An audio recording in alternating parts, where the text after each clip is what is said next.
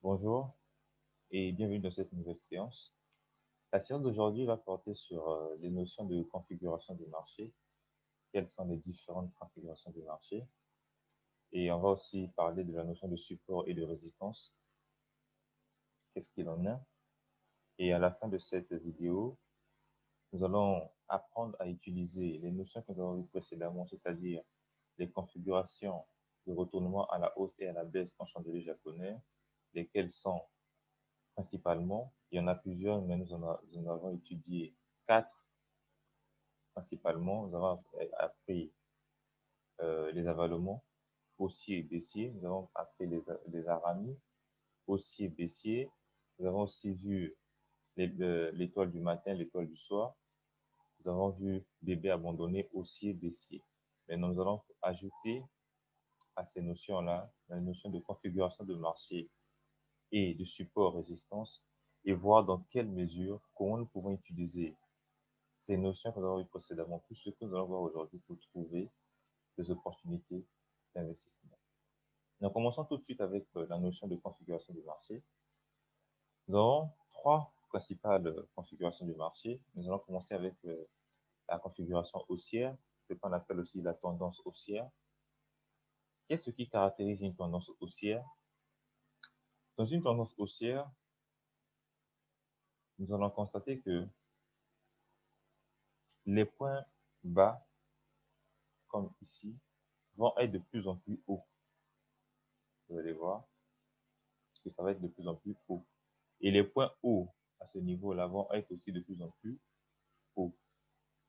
Retenez une chose, le marché bouge en escalier. Le marché ne prend pas l'ascenseur. Le marché ne monte pas comme ça et après il descend comme ça. Non, non, non. Le marché monte, il se repose. Il monte, il se repose. Il monte, il se repose. Voilà pourquoi on dit le marché bouge en escalier. Donc, lorsque nous arrivons devant nos graphiques, nous devons chercher à voir cet escalier-là. Et quand il s'agit d'une configuration haussière, l'escalier est ascendant. Donc, quand l'escalier est ascendant, c'est que ça donne quoi? Ça donne ceci. On monte, on descend. On monte, on descend. Ainsi de suite. Et dans cette hausse, baisse, dans ces différents mouvements de hausse et de baisse, vous allez constater qu'il y a comme un escalier qui se forme et un escalier qui est haussier, un escalier qui monte. Le point là, il est plus haut que ce point, qui est plus haut que ce point, qui est plus haut que ce point. Et ce point-ci est plus haut que celui-là, est plus haut que celui-là, est plus haut que celui-là, et ainsi de suite. Maintenant, comment tracer cette ligne de tendance et comment valider une tendance haussière? Comment, lorsqu'on arrive devant les marchés, on peut faire moment dire de façon nette que ce marché est haussier? La méthodologie, elle est simple. Premièrement, quand j'arrive sur les marchés, j'arrive devant mes graphiques et je vois que le marché est en tendance haussière. Donc, je vois que le marché est en train de monter. Premièrement, je sélectionne 2 points sur les graphiques. Par exemple, je vais prendre le point 1 ici et le point 2 ici. Et ce que je vais faire, c'est que je vais tracer une demi-droite. OK? Cette ligne-là, je sélectionne l'outil ligne et je viens tracer à partir du premier point là et je le relie au deuxième point ici et je laisse prolonger cette droite là jusqu'à l'infini. Comme c'est une demi-droite, ça commence par un point et ça va à l'infini. Dans cette demi-droite là, je vais être à l'affût des différents contacts que le prix va faire sur ces demi-droites ou sur cette ligne de tendance. Donc, ce que je vais faire, c'est que je vais euh, être attentif d'abord à un premier. Ces deux-là déjà, c'est un acquis parce qu'il faut au moins 2 points pour faire passer une droite. Donc, on a ces 2 points-là pour faire passer cette ligne de tendance. Et ce que je vais vérifier pour confirmer que le marché est vraiment en train de monter, il faut un minimum de 3 touches, puis de 3 rebonds sur la ligne de tendance que je viens de tracer. Donc, j'ai un premier, un ici, un deuxième rebond ici, et j'ai un troisième rebond ici, à ce niveau-là.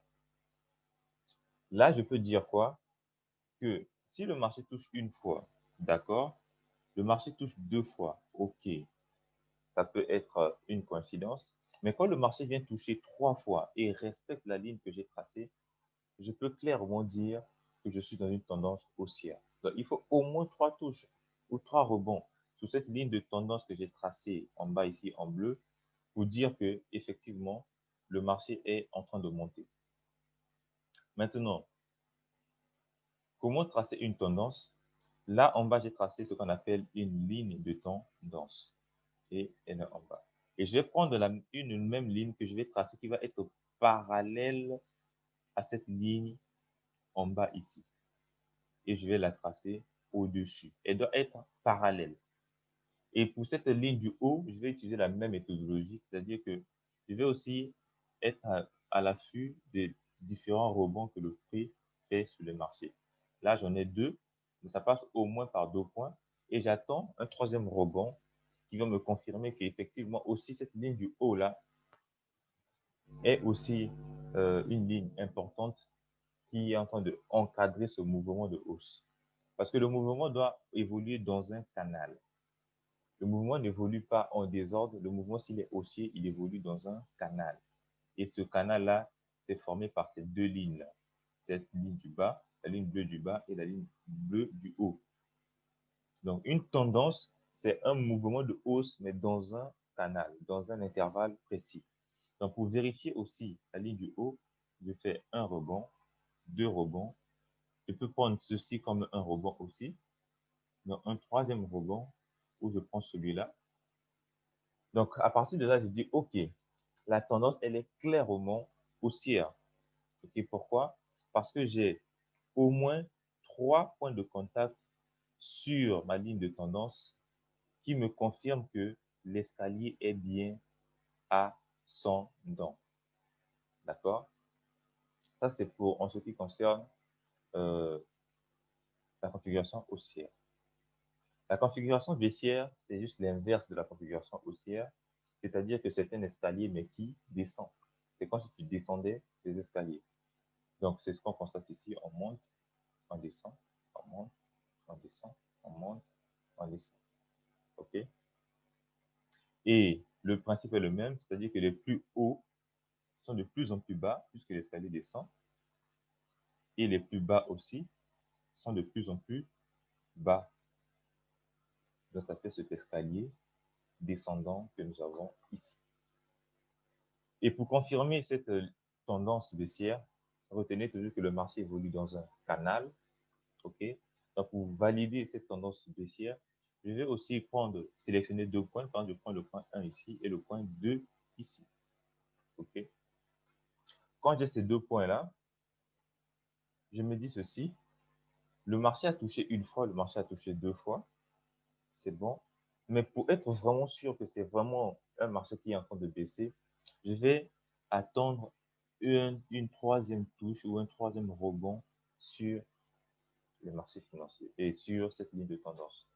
C'est là où je confirme que réellement, la tendance qui a commencé à baisser, elle est réellement baissière. OK, là, je suis sûr que le marché est réellement en train de baisser.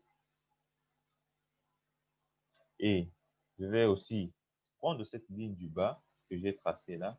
Je vais tracer une parallèle à la ligne du bas là que je vais amener au-dessus et utiliser le même principe, c'est-à-dire une touche, deuxième touche. Là, j'ai 2 points. OK. Et je vais attendre un troisième rebond sur cette ligne de tendance que j'ai tracée là. 3. OK. Là, j'ai mon canal qui est baissier et qui est clair. C'est ce qu'on appelle en trading une tendance saine ou une tendance claire. Pourquoi? Parce que les éléments m'indiquent clairement que le marché est en train de baisser. Maintenant, quelle est l'application? Pourquoi devons-nous nous rassurer avant de dire qu'une tendance elle est baissière ou haussière? Revenons à la tendance haussière. Au niveau de la tendance haussière, pourquoi on doit se rassurer que la tendance est haussière? Parce que dans une tendance haussière, par exemple, dans notre cas ici, les mouvements de hausse vont être plus grands. Les amplitudes de mouvements de hausse vont être plus grandes. Et ça va nous donner de belles opportunités de trader à la hausse pour profiter de longs mouvements. Lorsque vous voyez ici, vous voyez que cette baisse-là, c'est un mouvement court. Mais cette hausse-là, le mouvement, il est plus lent. Pareil pour cette baisse qui est tout à fait courte. Et cette hausse, elle est encore plus longue. Cette baisse est courte et tu vas voir que la hausse va être encore plus longue. Donc, ça va nous permettre, quand on est sûr que le mouvement il est haussier, ça va nous permettre de spéculer à la hausse pour pouvoir profiter des grandes amplitudes, de grands mouvements et pour faire plus de profit. Voilà pourquoi quand on va arriver dans une tendance haussière, on va privilégier quoi? Acheter. On va privilégier l'achat. Pourquoi? Parce que les mouvements de hausse sont plus puissants que les mouvements de baisse. Et c'est pareil pour une tendance baissière. Lorsqu'on va arriver dans une tendance baissière, quand on est sûr que la tendance est baissière, on va privilégier les mouvements de baisse. Pourquoi? Parce que si vous constatez cette hausse ici, n'est pas pareil à cette baisse-là. La baisse, elle est nettement plus importante. Okay? Donc, ça veut dire qu'on peut faire plus de profit en spéculant à la baisse dans une tendance baissière. Donc, quand nous voyons aussi cette hausse, elle est juste faible comparée à cette baisse. Okay? Si on compare le mouvement qui est là, on constate que la baisse là quitte ici, juste ici. Vous voyez que ce n'est pas la même distance. La distance de là et la distance de là, ce n'est pas la même chose. Pareil pour cette hausse et cette baisse. Vous voyez? Donc, quand on est dans une tendance baissière, ce qu'on va privilégier, ce sont des mouvements vente. Pourquoi des mouvements vente? Pour profiter de la grande amplitude des mouvements baissiers. Okay. Maintenant, quelle application on peut faire? Parce que ce n'est pas juste parce que les mouvements viennent toucher ou rebondir sur la ligne de tendance que l'on va se dire, OK, le mouvement a réagi sur la ligne de tendance, je rentre en position et j'achète. Non, non, non. Parce que si on arrive, par exemple, dans un cas comme celui-là, ici, là, par exemple, si le mouvement, bon, ici, la tendance n'est pas encore confirmée, donc je ne le prends pas comme exemple, je vais plutôt prendre ce point-là, par exemple, ici, ici, là. Si le mouvement me dit qu'il a touché 3 fois cette ligne de tendance et n'a pas pris casser cette ligne de tendance, donc ça veut dire que j'ai une touche ici, deuxième et troisième ici. Donc, ça veut dire que la tendance haussière, elle est saine. OK? Pareil pour le haut. 1, 2, 3. Donc, j'ai mon canal haussier. J'ai 3 touches minimum sur cette ligne de tendance. Je me dis que la configuration est comment? Elle est saine et haussière. Donc, je vais chercher à prendre des mouvements à la hausse. Maintenant, qu'est-ce qui va me donner une autre indication pour prendre ce mouvement à la hausse? C'est au niveau du troisième rebond sur la ligne de tendance, quelle est la configuration en bougie japonaise qui s'est formée à ce niveau? Quelle est la configuration de bougie japonaise de retournement à la hausse qui s'est formée à ce niveau? Parce que là, nous sommes dans une correction. On appelle ça un mouvement de correction, c'est-à-dire que on monte, le prix corrige un peu. C'est comme un repos, le prix se repose et puis continue à monter. Donc, si on peut dire que ça, c'est une tendance qui baissait, bon, un petit mouvement baissier, quelle est la configuration en chandelier japonais qui me dit que c'est susceptible de se retourner et continuer à monter? Donc, je vais utiliser les configurations de retournement à la hausse pour pouvoir confirmer, avoir un deuxième élément de confirmation pour pouvoir entrer à la hausse. Et si nous constatons au niveau de ce troisième rebond-là, nous avons ici ce qu'on a appelé dans la leçon précédente un harami haussier. Un harami haussier, c'est une bougie rouge, grande, accompagnée d'une petite bougie qui peut être rouge ou verte. Nous savons que ça, c'était un harami haussier parce que ça se retrouve souvent dans les tendances qui sont baissières et annonce un retournement de tendance. Donc voilà un peu comment on peut utiliser les configurations en chandelier japonais de retournement à la hausse comme à la baisse avec la notion de tendance, tendance haussière ou tendance baissière. Pareil pour ce cas, si je viens ici, je vais une touche, deuxième touche. Ici aussi, on peut voir comme un troisième rebond, parce que ça, c'est un rebond, et ça aussi, c'est un rebond. Donc, c'est comme si à ce niveau-là, déjà, on a un, deux, trois rebonds à ce niveau. Et quand on a ces trois rebonds-là, qu'est-ce qu'on peut dire? Quelle est la configuration en chandelier japonais de retournement qui peut m'annoncer que le mouvement va se retourner, par exemple, à la hausse? OK? Bien entendu, on est dans une configuration qui est clairement baissière. On va privilégier les mouvements baissiers pour pouvoir profiter des amplitudes. Mais lorsqu'on est dans une configuration baissière, on constate que le mouvement va faire quoi? Rebondir sur les bords. Bien sûr que le mouvement baisse, mais le mouvement va rebondir sur les bords.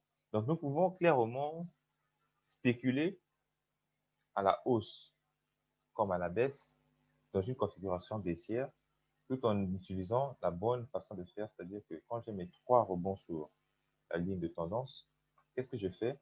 Je vais au niveau du troisième rebond, vérifier quelle est la configuration en chandelier japonais qui s'est formée.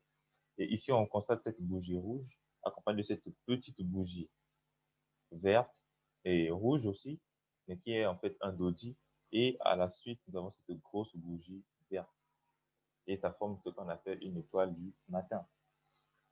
Maintenant, comme je vous ai dit, ce n'est pas du tout intéressant de trader à la baisse et à la hausse dans une configuration haussière parce que les mouvements ne sont pas intéressants. OK? Nous allons privilégier, parce que vous constatez que ce mouvement-là, il n'est pas du tout intéressant. Si tu rentres ici, tu n'es en profit que ici pour quelques temps. Donc, c'est vraiment pas conseillé de rentrer à la baisse dans une configuration qui est, et de rentrer à la hausse dans une configuration qui est baissière. Donc, ce que nous, on va faire plutôt, c'est quoi? C'est chercher des, des signes de retournement à la baisse. Ici, on a une touche, on a deux, et on a un troisième ici. OK. Maintenant, au niveau du troisième, quelle est la configuration chandelier japonais, en chandelier japonais qui s'est formée au niveau de ce troisième rebond? Et quand on voit ici, on va voir un magnifique étoile du soir. C'est cette bougie verte qui est là, accompagnée de cette petite bougie verte et cette grande bougie rouge. Vous voyez? Donc, à partir de là, nous pouvons dire, OK, j'ai trois rebonds sur ma ligne de tendance baissière. Et en plus, au niveau du troisième rebond, j'ai une configuration de retournement à la baisse, qui est une étoile du soir.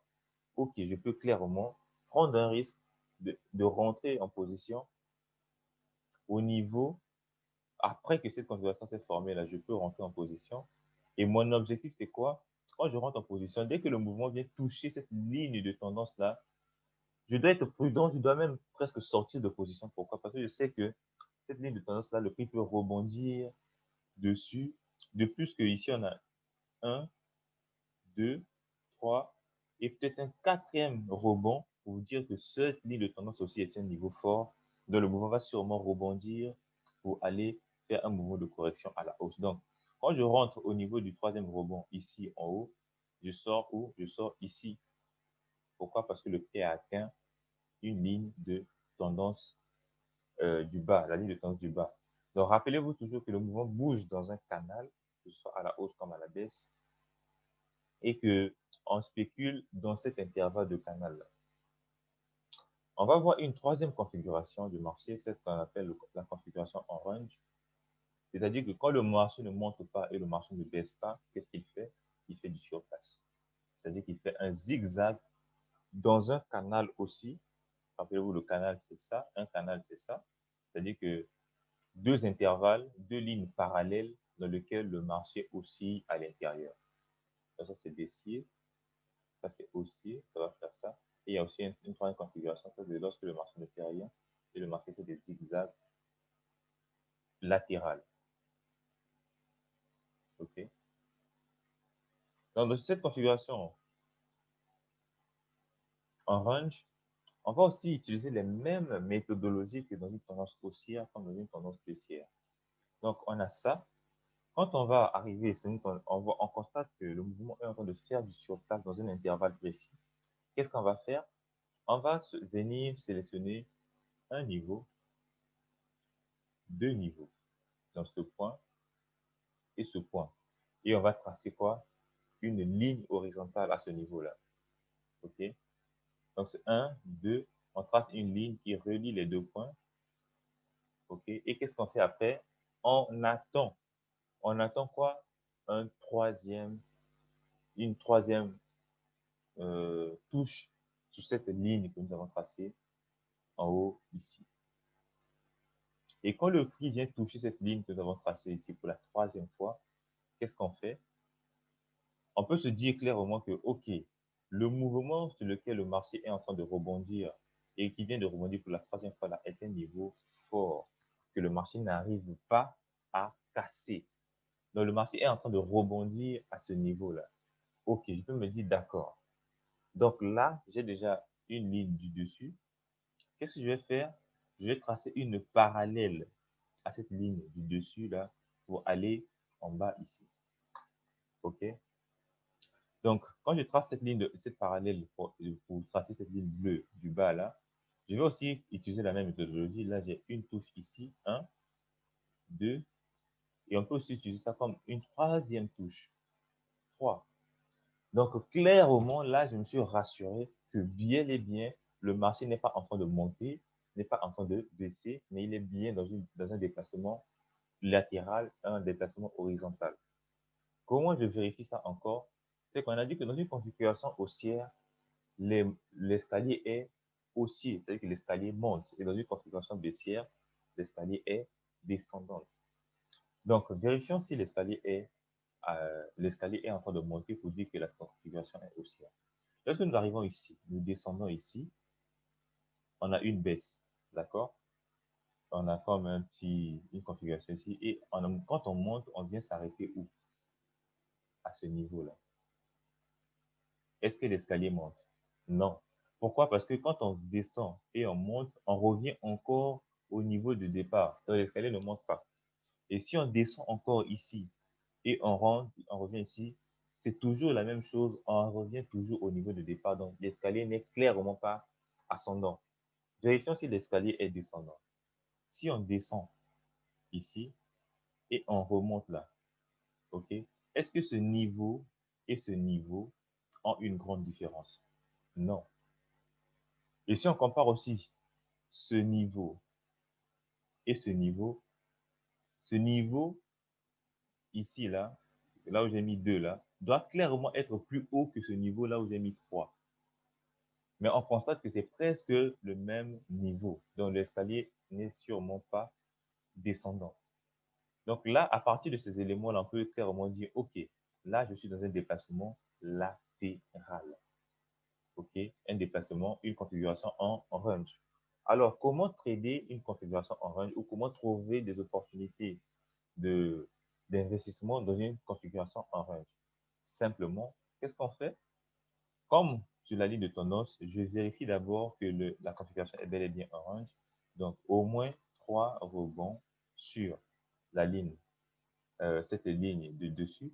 Je trace une parallèle à cette ligne qui est au-dessus là. Et je cherche aussi une, deux, et j'attends un troisième rebond pour confirmer aussi que la ligne du bas est aussi saine et qui va former un canal horizontal dans lequel le marché est en train d'évoluer. Donc, on a ceci. OK. Donc, au niveau du troisième rebond, je vais chercher, après être rassuré que le prix est bel et bien dans un déplacement latéral. Donc, ça veut dire que quand je suis sûr que le mouvement est dans une configuration latérale ou dans une configuration en range, je sais que le prix va baisser, rebondir ici, remonter, rebondir là, redescendre, rebondir là, remonter, rebondir là, redescendre, rebondir là. Donc, je sais au moins que je suis sûr que le marché va rebondir quand il va atteindre ces lignes. Donc, je peux clairement prendre un risque d'investir, soit à la hausse, soit à la baisse. Parce que dans un déplacement en range, l'avantage, c'est quoi? C'est que les mouvements haussiers et les mouvements baissiers sont égaux, ont la même amplitude. Donc, on peut clairement rentrer soit à la hausse, soit à la baisse, après un troisième rebond. Donc, quand on arrive au troisième rebond ici, troisième, quatrième rebond, c'est pareil. Cinquième, sixième, c'est pareil. Mais il faut un minimum de 3 rebonds avant de commencer à investir ou à prendre des positions en se basant sur un déplacement en range.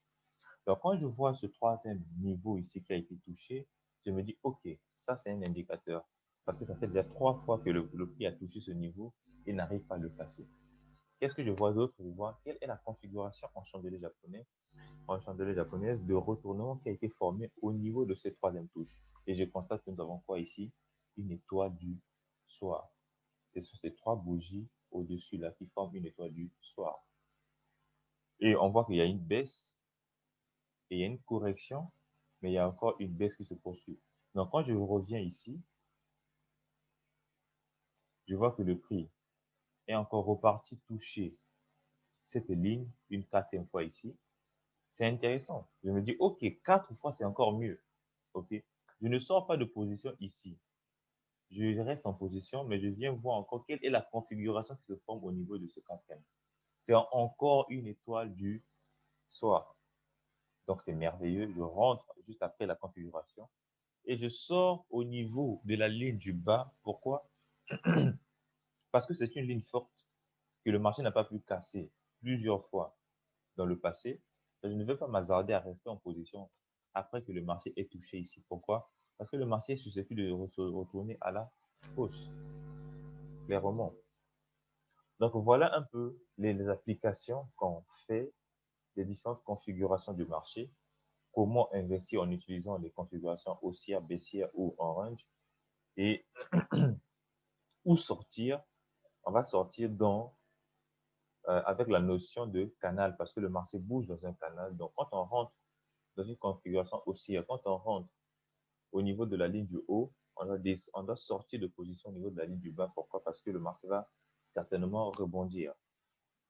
Et dans une configuration en range, quand on rentre après la troisième touche sur le niveau du haut, ou la ligne du haut, on sort de position au niveau de la ligne parallèle du bas. Pourquoi? Parce que le marché va aussi sûrement rebondir. Donc, après avoir vu ces notions de configuration de marché, on va voir quelques exemples. Là, nous avons une configuration qui est clairement baissière. OK? On va essayer d'investir là pour profiter de ce mouvement-là. Non. Ou on va privilégier, comme je l'ai dit, des mouvements baissiers pour profiter de ces longues amplitudes. Ça, c'est pas intéressant. Ça, c'est intéressant. Ça, c'est pas intéressant. Ça, c'est intéressant. Par exemple, ici, on a une configuration qui est haussière, ici, clairement haussière. Regardez-moi cette impulsion-là. Regarde cette force de hausse. Donc, pourquoi profiter de ces petits mouvements-là, alors qu'on peut avoir ce grand mouvement de hausse? Vous voyez pourquoi il est préférable d'investir à la hausse dans une configuration qui est haussière et d'investir à la baisse dans une configuration qui est baissière. Regardez ce petit mouvement haussier, mais ce grand mouvement baissier. Regardez ici, le mouvement ici. Si tu viens, tu rentres ici, par exemple, tu rentres là, tu vas constater que le mouvement ici, après, il ne fait plus rien. Il est dans un range. Donc, si tu traites dans la hausse, tu ne vas rien avoir. Pourquoi? Parce que le mouvement haussier dans une configuration baissière ne sont pas importants. Je vais préférer venir prendre ce mouvement baissier-là pour pouvoir profiter des grandes amplitudes. Pareil ici, si je viens ça, je fais ça, je fais ça, je fais ça. On a ici contact, contact, contact. Si je viens rentrer ici, vous voyez qu'à ce niveau-là, j'ai une étoile du matin, ces 3 bougies-là, qui vont me permettre de rentrer en position et profiter de ce long mouvement aussi. OK? Donc voilà un peu en ce qui concerne les tendances, configuration de marché ou tendance du marché. On a la tendance en range, on a la tendance haussière, tendance baissière. Et par la suite, nous avons vu la configuration en range, nous avons vu les tendances haussières et baissières, et nous allons aborder une seconde notion, qui est la notion de support et de résistance. Donc, si on reprend l'exemple de la configuration en range, la ligne du haut sur lequel le prix vient rebondir une fois, rebondir 2 fois, rebondir 3 fois et n'arrive pas à casser, cette ligne-là va représenter une résistance. Une résistance, pourquoi? Parce qu'il s'oppose au mouvement du marché, il empêche le mouvement d'aller plus haut. Et le mouvement est en train de rebondir à ce niveau et ne fait rien. Donc, une résistance, c'est un niveau de prix ou une zone de prix où le mouvement vient rebondir à la hausse sans pouvoir casser ce mouvement. Donc, les résistances, c'est quand le mouvement monte et touche le niveau là et revient à la baisse. C'est ça qu'on appelle une résistance. Un support, au contraire, c'est un niveau qui supporte le marché, c'est-à-dire que le mouvement vient prendre appui sur ce niveau-là pour pouvoir continuer une hausse. Donc, si le mouvement baissait, quand il arrive au niveau d'un support, il va trouver suffisamment de soutien pour pouvoir repartir à la hausse. Pareil pour ici, il descend, il trouve un support, il repart à la hausse. Il descend, il trouve un support, il repart à la hausse. Donc, support, ça veut dire supporter le marché, porter le marché. Résistance, ça veut dire s'opposer au marché, imposer un poids au niveau du marché. Donc, les résistances, c'est quand le marché monte, touche ce niveau et revient à la baisse. Les supports, c'est quand le marché baisse, touche ce niveau et repart à la hausse. Les supports ne sont pas seulement dans des configurations en range. Même dans un marché baissier, nous pouvons trouver des zones de support ou des zones de résistance.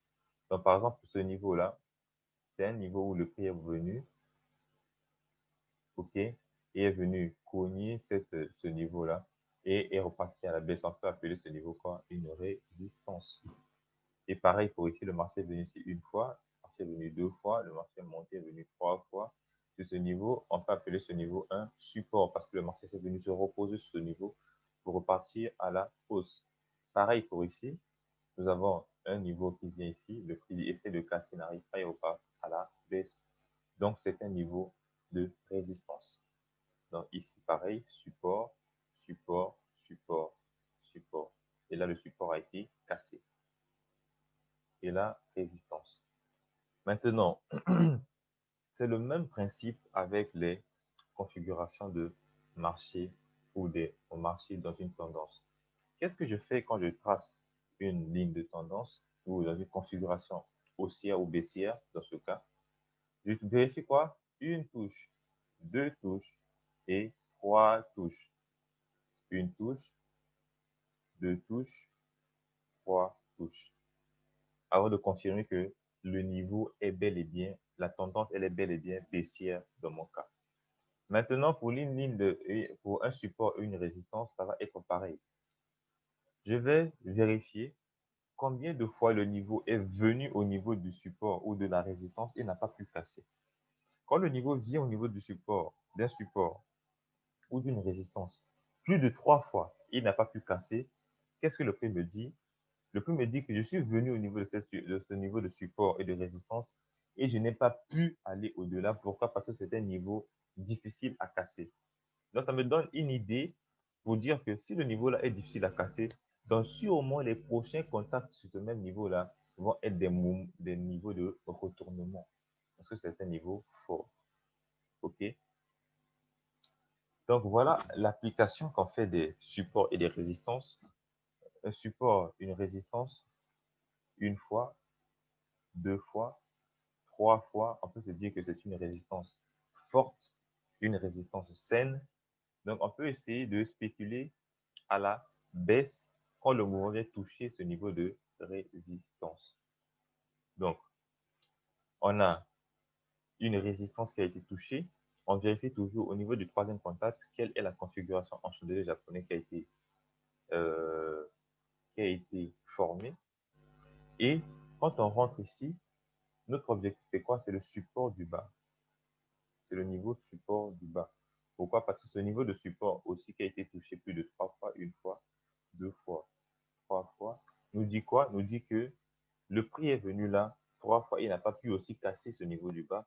Donc, si au moment que le prix atteint ce niveau, il va repartir à la hausse.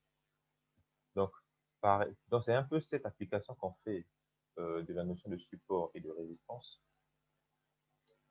Donc, pareil, si on est dans une configuration baissière, ok, comme celle-là, pour dire que dans cette configuration haussière ou baissière, les supports ou les résistances qui sont formées sont des résistances importantes, Premièrement, il y a une règle de base quand on trace les supports et les résistances.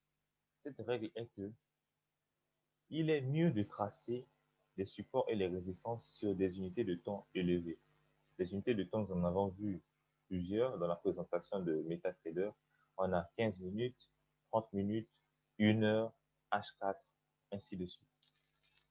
Maintenant, lorsqu'on est principalement dans cette formation, nous allons faire du day trading, c'est-à-dire nous allons rentrer dans les marchés dans la journée et sortir dans la même journée et faire nos profits quotidiennement. Donc, dans ce cas-là, inutile d'aller dans les graphiques où une bougie fait un mois, une bougie fait une semaine ou une bougie fait un jour. C'est trop lent. Ça couvre tellement de périodes que ça ne va pas vraiment nous aider à trouver les niveaux où le prix va revenir, rebondir ou rebondir pour une résistance, pour un support au cours de la séance de la journée. Donc, ce sont des prix qui vont être touchés, mais dans des mouvements qui vont être lents. Si on trace une résistance, par exemple, dans un graphique mensuel où chaque bougie sur le marché équivaut à un mois, les mouvements aussi qui vont venir rebondir là vont être des mouvements dans les mois à venir. Vous comprenez? Si on trace, par exemple, sur un support ou une résistance sur une base, par exemple, de H1, chaque bougie égale à 1 heure, on peut être sûr que dans les jours à venir, le mouvement va être, ce niveau-là va être touché. OK? Donc, concernant le day trading, je vais vous conseiller de tracer vos supports et vos résistances sur deux unités de temps principalement, qui est H1 et H4. Là, clairement, quand nous avons tracé des supports et des résistances sur ces niveaux-là, nous allons constater que sur une base journalière, on peut trouver des niveaux intéressants sur lesquels nous pouvons spéculer à la baisse comme à la hausse. Donc, pour confirmer une ligne de un support ou une résistance, je vous ai dit c'est pareil qu'une ligne de tendance. On attend 3 touches sur le support pour pouvoir dire que le support il est important. Nous allons voir des exemples quelque part. Par exemple, ici, nous avons une touche, 2, 3. Donc, quand on a ces 3 touches-là, là, on est en 1 heure. Quand on a ces 3 touches-là sur les marchés, on peut dire, bon, là, j'ai 3 touches sur la résistance. Quelle est la configuration en chandelier japonais qui s'est formée ici? Et je vois bien une étoile du soir qui a été formée ici. Donc, je rentre en position, je profite de ce mouvement-là. Et quand je monte, le prix touche ici une fois, ça revient, ça touche ici 2 fois, ça revient, ça touche ici 3 fois. Qu'est-ce que je fais? Je cherche quelle est la configuration en chandelier japonais qui s'est formée au niveau de ce troisième rebond. Et je constate ici que j'ai bel et bien un avalement haussier qui vient se confirmer par un harami ici à ce niveau, un harami baissier. Et là, je suis clairement pour dire que ce niveau de résistance est un niveau intéressant. Pourquoi? Parce que ça a été touché au moins 3 fois et j'ai une configuration de retournement à la baisse. Donc, je peux trader ce niveau-là. OK? Il y a une notion qui est très intéressante qu'on utilise souvent en trading, c'est que un support peut devenir une résistance et une résistance peut devenir un support. OK? Si nous prenons par exemple cet exemple précis, ici, vous voyez qu'ici on a 1, 2, 3 touches sur ce niveau-là et même 4, 5. OK? C'est clairement une résistance. C'est-à-dire que le marché vient, il casse ici, il n'arrive pas à casser, il vient toucher encore, il n'arrive pas, il repart, il n'arrive pas à casser, et donc c'est une résistance qui est claire. Nous allons voir que si nous prolongeons ce niveau-là jusqu'ici, si nous prolongeons ça comme ça, nous allons voir que le marché vient toucher ici. Donc le marché vient se reposer sur ce niveau-là. Donc ce niveau qui était une résistance pour cette période de temps, quand le prix le casse et vient se reposer sur lui, il devient un support parce qu'il supporte à présent le marché. OK?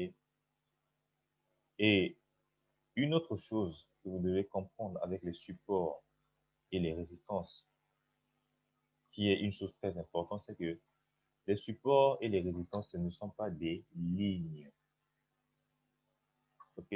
Ce n'est pas un prix fixe, un niveau de prix fixe de par exemple 1,80, 82. Non, c'est une zone. C'est une zone de contact. Donc, ce n'est pas au pips près qu'on trace une résistance, mais une résistance ou un support, c'est souvent une zone de prix où les prix viennent rebondir. Par exemple, si je trace une ligne ici, ok, je peux me dire que ici c'est un contact, ici c'est un contact, ici c'est un contact, ici c'est pas un contact, ici c'est un contact, et ici aussi c'est un contact. Mais le prix, même ceci-là, en réalité, ceci aussi est un contact. Mais il n'est pas venu toucher sensiblement cette zone de prix précis. Mais c'est un contact à considérer. Celui-là, ici, là, c'est un contact à considérer. Celui-là aussi, c'est un contact à considérer sur quelle ligne de tendance, sur cette tendance et sur cette résistance-là. Donc, si on veut bien tracer un niveau de support et de résistance, on doit donner au moins l'espace au prix ou bien laisser une certaine liberté au prix pour dire que bon, le prix ne viendra pas sensiblement à ce niveau parce que ce n'est pas une science exacte, mais sensiblement le prix va s'approcher de ce niveau et va nous donner une confirmation que c'est réellement un support, une résistance. Donc quand je vais tracer, je vais faire ceci, je vais tracer par exemple ici pour prendre le maximum de points possible. Et je vais aussi tracer une zone en haut ici pour prendre le maximum de points possible. Donc ça, c'est ce que je vais appeler une zone. Et cette zone est divisée ici. De ce côté, c'est une résistance. Pourquoi? Parce que le prix vient toucher ici, il n'arrive pas à le casser. Mais de ce côté, ça devient un support parce que le prix vient ici, il touche. Il ne casse pas, il touche, il ne casse pas, il monte, il revient, il ne casse pas, il monte, il revient, il ne casse pas. Donc ici, c'est un support. De ce côté, c'est un support. De ce côté, c'est une résistance. Donc, une zone de support et de résistance, ce n'est pas un prix fixe. C'est une zone, un rectangle. Okay. On va utiliser plus l'outil rectangle pour tracer les supports et les résistances.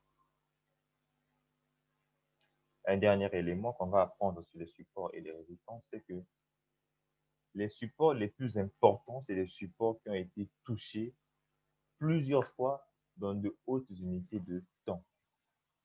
Donc, si tu as tracé un support en 1 heure, sache que le support en H4 est plus fort que le support en 1 heure.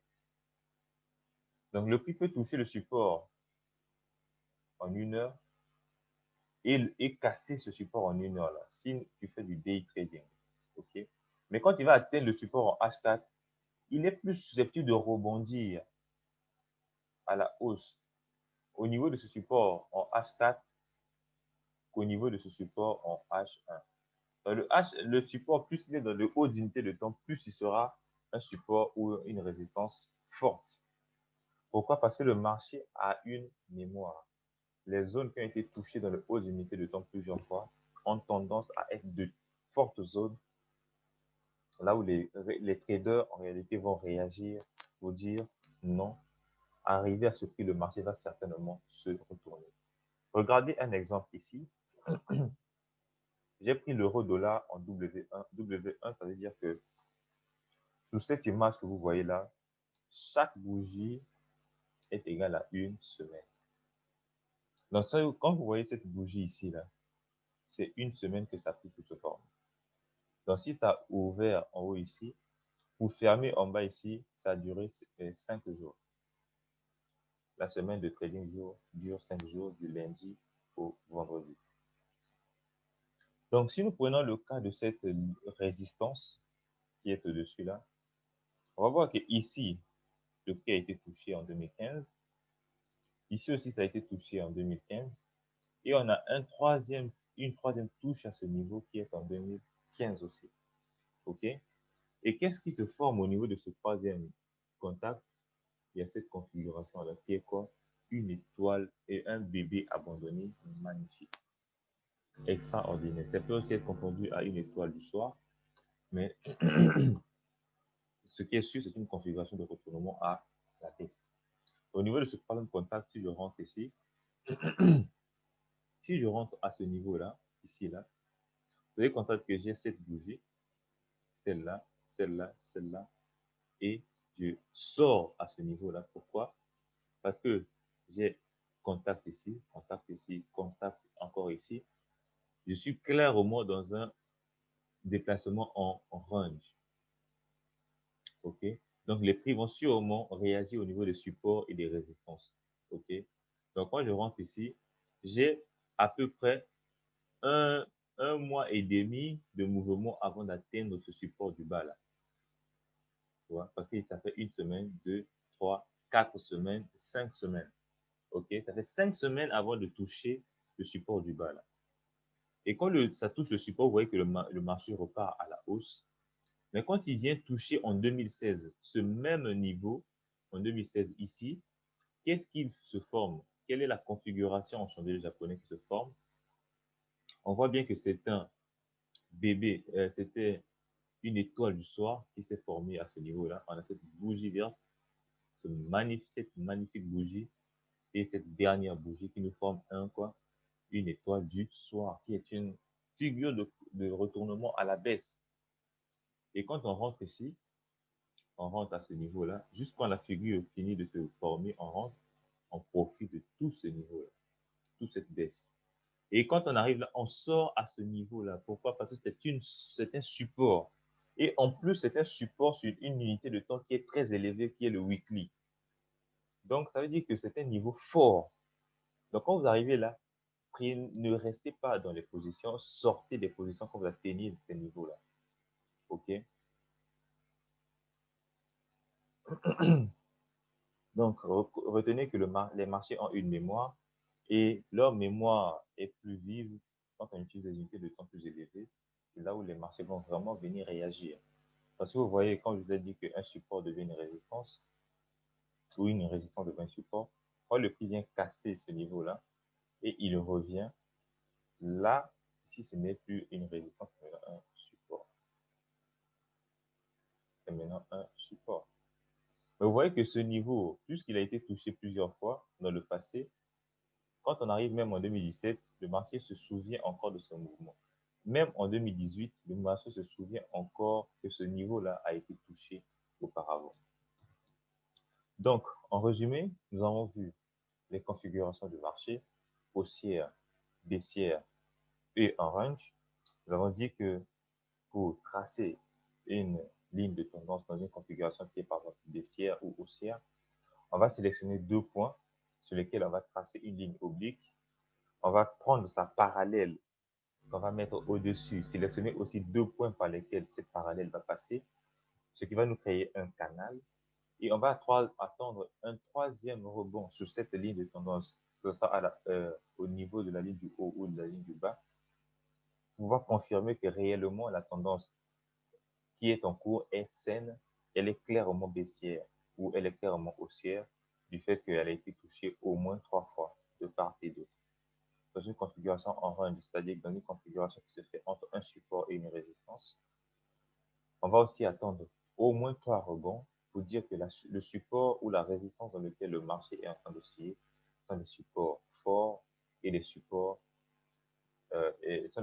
forts et une résistance forte. Au moins 3 niveaux.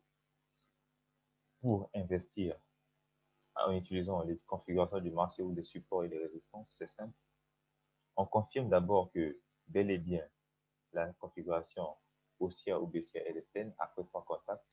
Et au niveau du troisième contact, on va vérifier quelle est la configuration en chandelier japonais qui s'est formée à ce niveau, qui me donne clairement une indication baissière pour un marché baissier ou pour une résistance, et une configuration de chandelier japonais haussière si je suis au niveau d'un support ou d'une tendance haussière. Donc, sur ce, je vous souhaite une bonne suite et on se revoit à la prochaine réunion.